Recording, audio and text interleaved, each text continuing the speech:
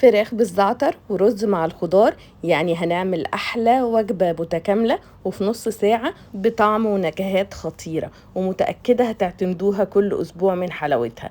وأول حاجة هنبدأ فيها وصفتنا، هنبدأ بالفراخ. دي صدور فراخ أنا مقطعاها مكعبات بالشكل ده. هبدأ أتبلها. أنا النهاردة هتبلها ببابريكا مدخنة، فلفل وملح، توم بودرة، بصل بودرة. والاساسي في الوصفه النهارده هو الزعتر. انا النهارده لقيت زعتر فريش عجبني جدا استخدمته. ممكن نستخدم زعتر ناشف، بس الفريش بيديها طعم احلى بكتير. هضيف كميه كويسه من الزعتر وهقلب كل الخليط ده مع بعضه كويس. عايزه الفراخ تاخد من نكهه الزعتر والتوابل، وبعد ما اقلبها كويس جدا هغطيها واسيبها في التلاجة حوالي نص ساعه لحد ما نعمل الرز.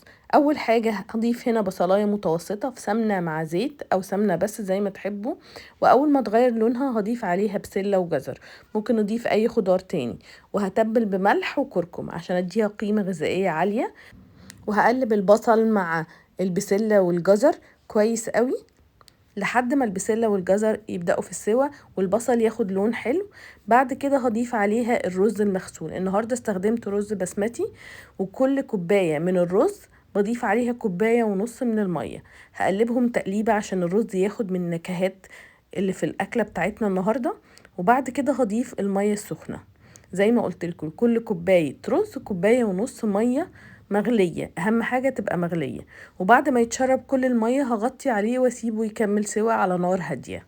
وبعد كده في الحلة على النار هضيف قطعة زبدة مع معلقة زيت، وهبدأ أشوح في الفراخ بتاعتنا اللي احنا سبناها في التتبيلة حوالي نص ساعة.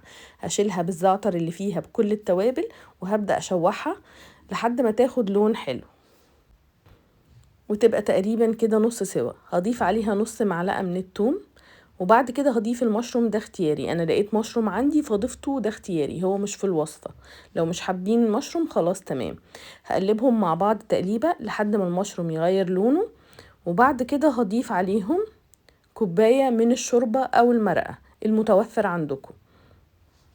وطبعا الوصفة هي فيها ملح وفلفل وكل التوابل. وهضيف كمان كوباية من الكريمة، وممكن كوباية من اللبن عليه معلقة نشا، هتدينا نفس نتيجة طعم الكريمة. وكده خلاص أول ما تستوي مش هتاخد وقت كتير، وكمان الرز يكون استوى، يبقى كده أكلتنا جاهزة تتقدم. أكلة سهلة وسريعة وهتعجب كل اللي هيدوقها. وكمان لو عندكم عزومة جربوها، ومتأكدة كل الناس هتحبها. جربوها ومتأكدة هتحبوها. ولو أول مرة بتشوفوني ما تنسوش تعملوا فولو وسبسكرايب للقناة، ومستنية كل تطبيقاتكم. ولو عجبكم الفيديو ما تنسوش تعملوا له لايك وشير.